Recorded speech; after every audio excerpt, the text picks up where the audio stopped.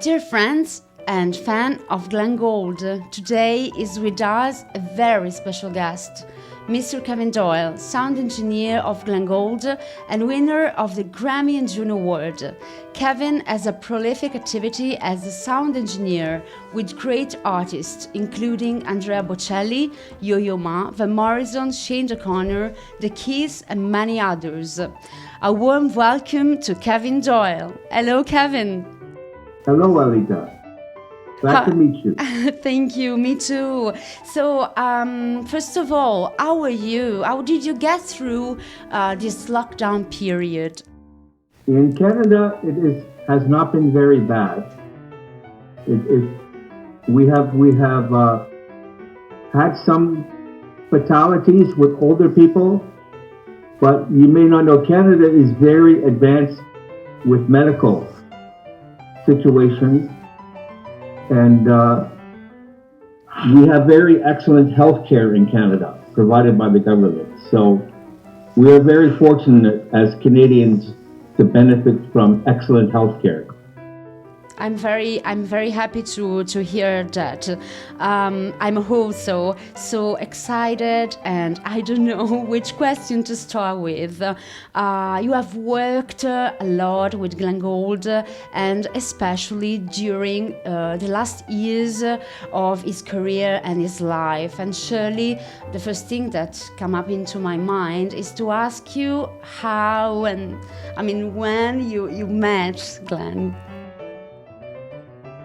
I would go back to maybe late 1979.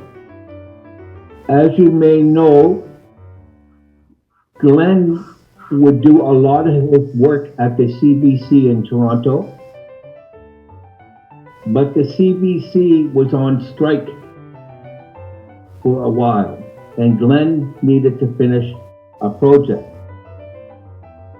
So he had to look for an outside studio. So he came to a studio in Toronto and asked if he could get an engineer. We had 3 engineers at the time, but none of them could read music. I was an assistant to the engineers because I was very young at the time, and informed Glenn that I could read music like I could read English. And then we had a good relationship starting right there at the studio. I did not know much of Glenn Gould before then, but I knew my father and Glenn's father, Herbert Gould, had offices side by side in an office building in Toronto. Wow. So my father knew Glenn's father, Herbert Gould, but that was a coincidence.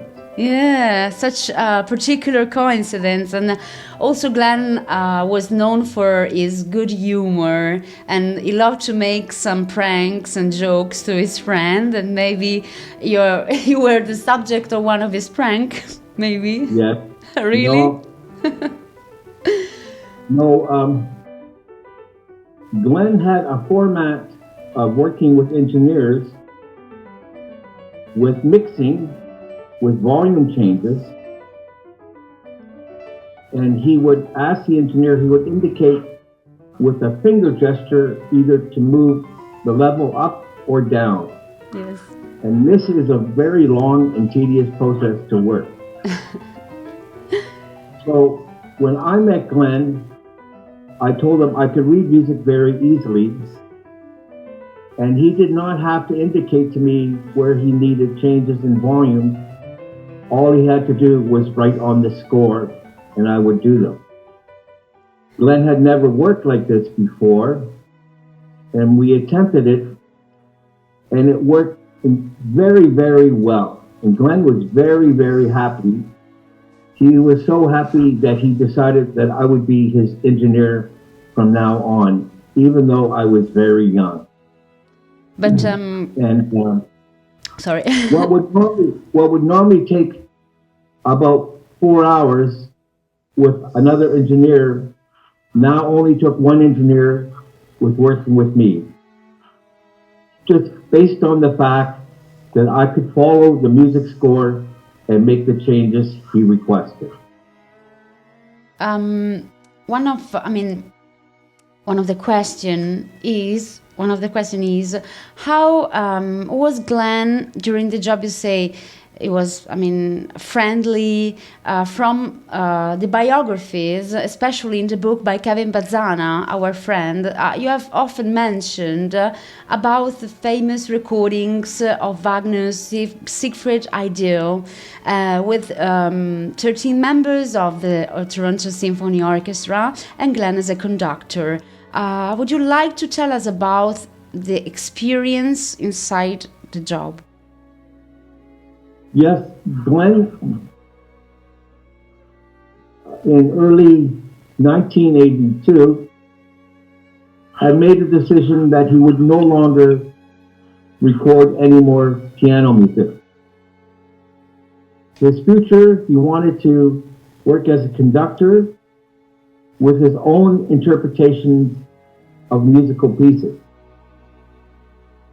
And one piece that we tried early 1982 was a Beethoven piano concerto in which he invited a pianist up from Juilliard School of Music to play the piano. But due to circumstances with the orchestra at that time, it did not prove to be a good experience. The next decision was made in the late spring that he would revisit one of his piano transcriptions of the Siegfried Idyll by Wagner and his attempt to do an orchestral version approximately at the same tempo as the piano transcription. And he asked his dear friend Victor Del Bello to assemble 13 good musicians for the recording. And this made a difference, for Glenn was given a list of very excellent musicians and top performers who would respect him as a conductor and do their best to perform for him. And thus began the idea of recording the Siegfried Idyll, the orchestral version, with Glenn conducting. The original recording, I believe, was in July of 1982. And unknown to the musician, most musicians, as you may know, Alida, when recording, record the entire piece of music. Wow. And maybe repeat the recording a couple of more times. Okay. Glenn informed the musicians that this was not his idea of recording. He was going to go through the score chronologically in bits and pieces until he approved the sections and moved on to the newer sections. So we would start with the beginning, 3 or 4 minutes, and he would inform the musicians that we would only be recording 3 or 4 minutes. And the musicians weren't performing like this and had no idea how it would ever result in a final production. But obviously anybody who's known Glenn with his piano recordings know this was his chosen methodology of working, to record in sections and to edit later. Absolutely, it's incredible. It's incredible. It's like he worked in a film editing kind of. Exactly. This is how he did it. Very, very clever. It's amazing to listen to you.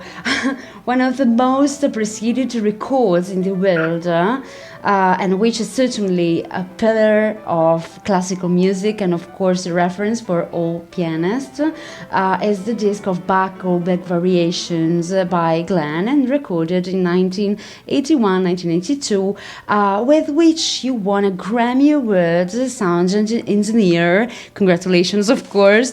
I also had the good fortune and the chance to be able to play play the CF2 piano at the Roy Thompson Hall in 2018, and I must tell you that it was a great emotion, of course, first of all, but it was incredible to touch it, and incredible the good sound that this piano produced, so clear, so pure.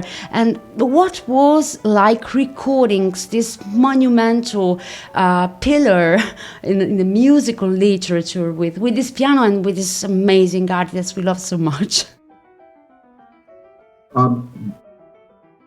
Glenn and I met to talk about various recordings on how to record them with a process that would make the emotional interpretation the number one priority. And this would call for different microphone techniques on the piano or the orchestra. For example, in a cello concerto, in a concert hall, if you sit too close, you would hear the cello with no reverberation coming from the music hall. Mm-hmm. And the cello would sound two-dimensional. And you would not hear the rest of the orchestra in proper balance. If you sit at the very back of the concert hall, there is a big problem with volume and emotion. In the very back of the recording hall, the cello would sound too distant. And also, when the cello would be playing ensemble with the orchestra, would not be able to hear the cello at all. Due to the fact you have one cello competing in volume with an entire orchestra. So Glenn and I informed Glenn that if we use different microphones at different distances, we can create a much more emotional appeal to the recording process and to the final product. In other words, we almost revolutionized classical recording in the early 80s. Absolutely. In the Siegfried Idyll, that in the orchestral version, that technique was used throughout the recording. At the end of the recording, Glenn took a while to appreciate it, but he loved it in the end. As he said, this recording is like wearing your heart on the sleeve. Amazing. Glenn was very, very impressed with this new form of recording and looked to a great future with it. Wow. Where he could control the dimensional sounds of the orchestra as it would relate to the emotional expression of the orchestra. Do you understand, Alida? Yes, I'm impressed, and of course, also one of the questions that come in my mind is about how did you guys manage the famous humming and the chair? How did you get to this trouble? I did not do a lot of piano recording with Glenn. Okay. But I'm telling you, from what I learned from working with Glenn with the humming, and when Glenn would start playing a piano piece, he would be very aware of his hands moving and the execution of his playing. That would not last very long, for maybe 30 seconds, maybe a minute at the most. And he would switch from the performer to the listener and become totally oblivious of playing the piano part. So in effect, he became the performer to the listener. And as a listener, he was enjoying the music so much that he would hum along, or as would be today, sing along. So he would hum along a harmony part, or his singing, what he thought a melodic idea was. So you would have to look at it at a different, more of an emotional viewpoint, that Glenn would transition from the performer to a listener caught up in the emotion of the music. which is amazing because, especially in the Golberg, the technicality of the pieces, it's amazing that you're looking, when you watch Glenn play, you are watching a man so taken emotionally by the music, and it just happens to be a coincidence that he is also a performer. I have worked with hundreds of musicians in my life, and very few musicians get to that level where they can easily transition from the performer to an admiring listener. I talked to Yo-Yo Ma much later in the 90s about this process, and he was in total agreement, where he finds that he gets so taken emotionally with the music that he starts to hum along. And as I said, very few musicians have the technical capability or the emotional appeal to reach that level. Okay, Alita, did you understand what I was saying? Absolutely, absolutely. I understand perfectly. And of course, it's very fascinating to listen this connection between an artist, Glenn Gould Prize, of course, as Yo-Yo Ma, telling this incredible feeling he have with music, so the humming and the process of creation, as Glenn want to surpass the instrument itself. You want to sing, you want to complete the music. Of course, I want to enter more in the private sphere, asked you about a very private question. Glenn Gould left us at the age of 50, very prematurely, and I would love to ask you, where were you when you heard the sad news? I lived very close to the studio where I worked, and I had known I think it was a Tuesday the week before, when I went to go work with Glenn, there was no answer at the studio door, which was unlike Glenn. And I phoned and there was no answer. So the next day I talked to his assistant, Ray Roberts, who informed me that Glenn had had a stroke the night before and had to go to the hospital. And then I got a phone call from Ray Roberts on the weekend saying that the situation did not look very good for Glenn's survival. On Monday, when I finished work, I was taking the transport home, and I could see the front page of the local newspapers with an express edition, and Glenn's picture was on the front page of all the major newspapers in Toronto, announcing his death, that he had died Monday, October 4th, I believe around 11 a.m. And that is when I initially found out. And then when I got home, I talked to Ray Roberts, who informed me exactly what happened. And I believe the funeral was a couple of days later that week. Sorry.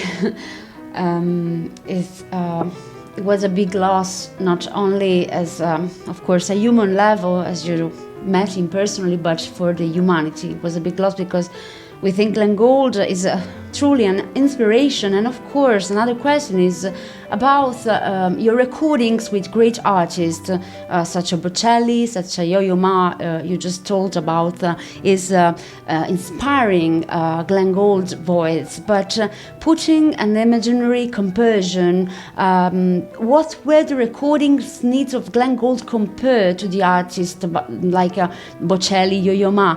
We know that he was a perfectionist, as you said, but we would like to know what he asked to you and the collaborators, because his technique of sound engineer, of sound engineering, were very futuristic for the 60s, for example, or for the 80s. Well, all of Glenn's recordings were edited and mostly done in analog technology.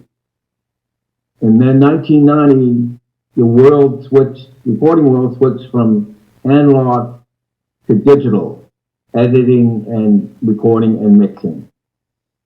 Mind you, the Golberg was recorded digitally, but all the editing had to be approved with analog tape editing, which then would be edited digitally.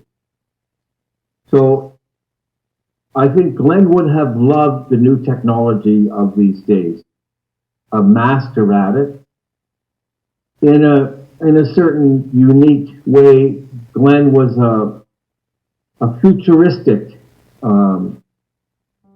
He basically drove the need for where recording is today, certainly with editing, with audio recording, editing, and mixing.